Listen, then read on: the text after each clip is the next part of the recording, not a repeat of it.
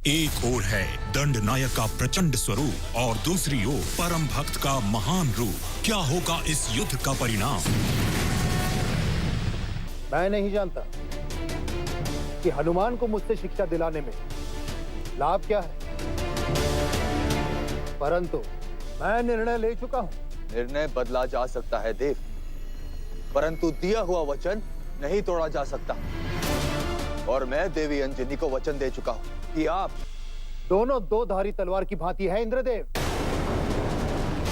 मैं अब तक नहीं भूला हूं कि आप दोनों ने मिलकर सूर्यलोक में क्या खेल खेले थे। क्षमा करने का यह अर्थ नहीं है कि मैंने आप दोनों के कर्म भुला दिए हैं, और आपके निवेदन पर तो मैं हनुमान को किसी भी मूल्य पर शिक्षा नहीं दूंगा। और मेरे कर्म और चयन के विषय में आपका क्या मत है सूर्यदेव? इस बार मैं देवी संध्या और देवराज दोनों से सहमत हूं।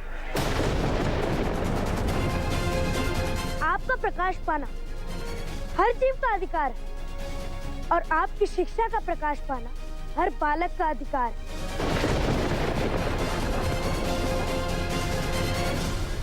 तुम भूल रहे हो शनि कि शिष्य चुनना भी गुरु का अधिकार होता है, और तुम मेरे अधिकार क्षेत्र में हस्तक्षेप कर रहे हो। अवश्य आचार्य को यह अधिकार है, परंतु शिष्य को स्वीकार ना करने के पीछे एक उचित कारण होना आवश्यक है। चयन भी एक कर्म है देव, और इस नाते ये मेरे अधिकार क्षेत्र में आता है। रुक जाओ हनुमान, ऐसा मत करो, क्रोध छोड़ दो। हट जाओ काकोल, मुझे मेरी माता के लिए ये करना होगा।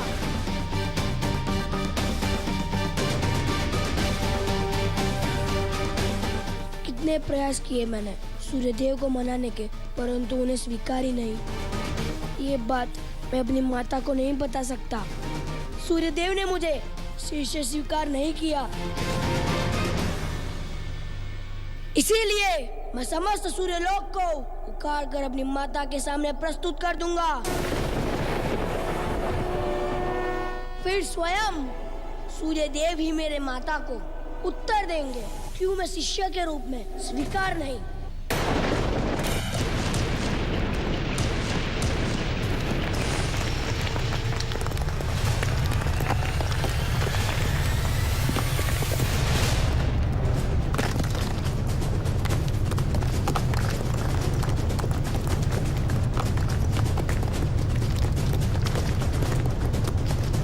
हनुमान,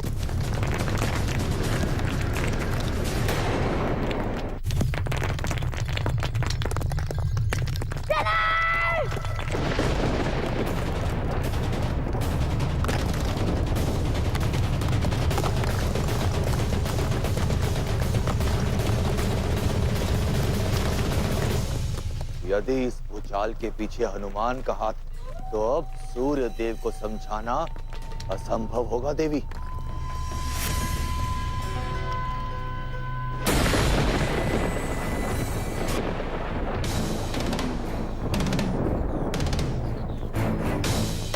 आज खुद मत कहना शनि, जानता हूँ तुम कहोगे तो मैं तुम्हारी बात में आ जाऊंगा, पर आज मैं किसी की बात मानना नहीं चाहता।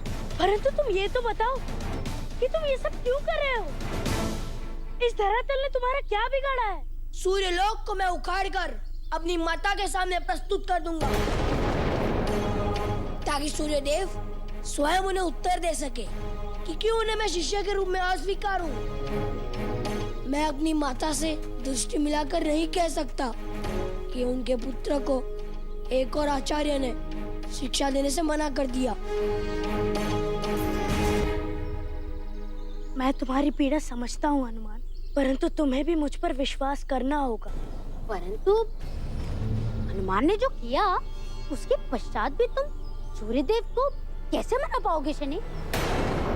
कभी कभी मनुष्यों के कर्मों से अधिक उस कर्म के पीछे का लक्ष्य बड़ा होता है काकोल।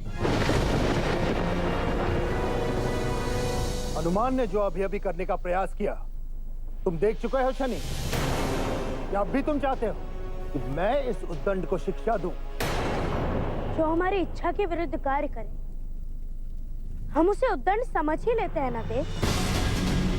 फिर भी माना कि हनुमान उद्दंड है, परंतु उद्दंडता को दूर करने के लिए केवल एक ही मार्ग होता है, ज्ञान, अच्छी शिक्षा, अच्छे संस्कार, जो कि एक श्रेष्ठ आचार्य ही दे सकते हैं।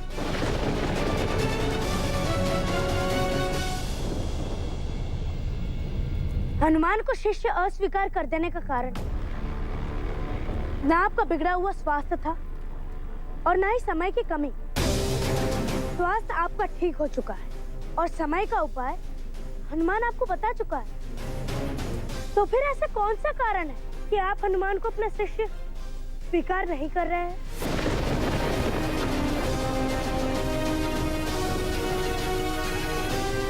ठीक है, तो वास्तविक कारण मैं तुम्हें बताता हूं शनि। मैं हनुमान को वेद व्याकरण, ज्योतिष कल्प, छंद और निरुक्त का ज्ञान दे सकता हूं, परंतु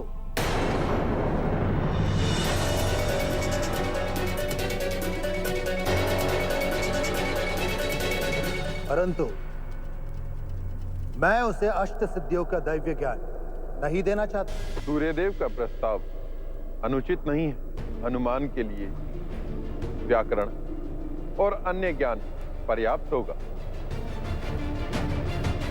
अष्ट सिद्धि से उसे क्या मिलेगा? हनुमान के लिए अष्ट सिद्धि होना आवश्यक है ब्रह्मदेव,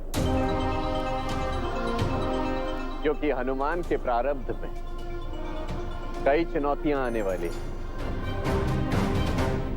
जिनका सामना करने में इन अष्ट सिद्धियों का ज्ञान उसके लिए लाभदायक सिद्ध होगा। शनि कोई ना कोई मार्ग अवश्य ढूंढ निकालेगा। यदि मेरी शिक्षा की ये सीमा तुम्हें स्वीकार है, तो मैं हनुमान को शिक्षा देना स्वीकार कर सकता हूँ। परंतु एक वानर के हाथों में मैं ऐसी महान सिद्धियां नहीं दूंगा शनि। ये स्वभाव से ही उत्पाती है, इसके रक्त में है उत्पात। ऐसे अनुत्तरदायी वानर को मैं कोई सिद्धि नहीं दे सकता।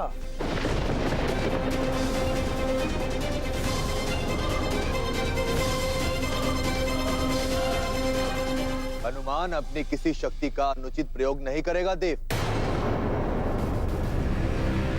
इसका उत्तरदायित्व मैं लेता हूं। आपका उत्तरदायित्व केवल सिंहासन से जुड़ा है इंद्रदेव, जो यहाँ वहाँ बदलता रहता है। सूर्यदेव ने जो कहा अनुचित नहीं कहा।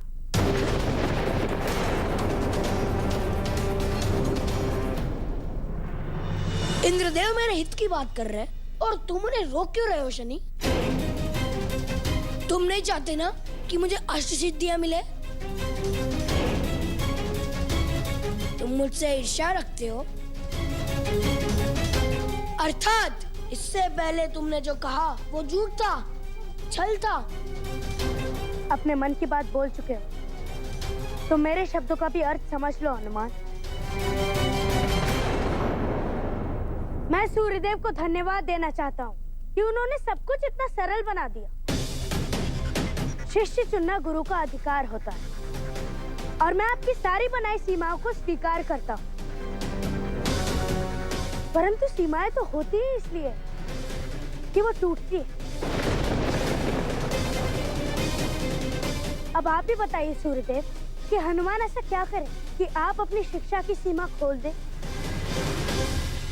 यदि हनुमान आपकी कसौटी पर खरा उतरे, तो क्या आप उसे संपूर्ण शिक्षा दे सकते हैं? आज सूर्यास्त होने से पहले यदि हनुमान ये सिद्ध कर सकता है कि वो दैवीय अष्ट सिद्धि के ज्ञान को स्थिर मन से अपने आप में समाहित कर सकता है, कि वो उस ज्ञान का कोई अनुचित उपयोग नहीं करेगा, तो मैं उसे अष्ट सिद्धि का ज्ञान देने को सज्ज हूं शनि।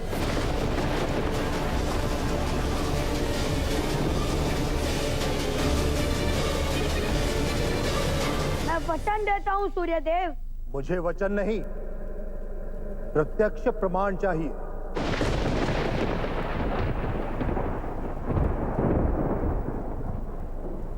ठीक है सूर्यदेव, मुझे विश्वास है कि सूर्यास्त तक हनुमान ये सिद्ध कर देगा कि वो अपनी शक्तियों के उत्तरदायित्व को गंभीरता से निभा सकता है।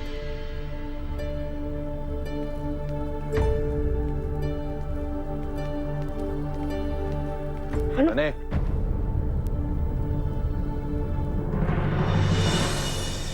हनुमान से क्या बैर है तुम्हारा? पहले उसका ध्यान भटकाया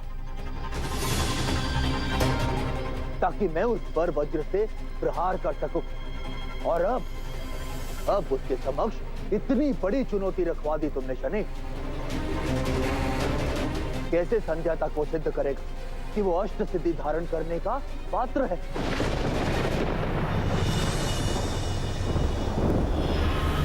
शनि कैसे काम करता है?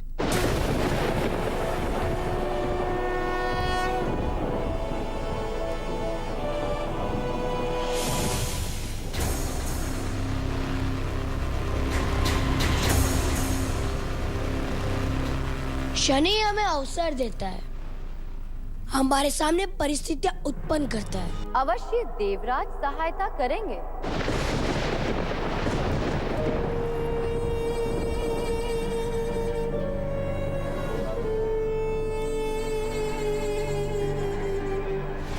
फिर एक काम करते हैं देवी संज्ञा, आप दोनों मिलकर एक हल ढूंढिए और मैं, हनुमान और काकोल कोई और हल ढूंढते हैं। वैसे भी आप दोनों को साथ मिलकर योजना बनाने का अभ्यास तो पुराना है।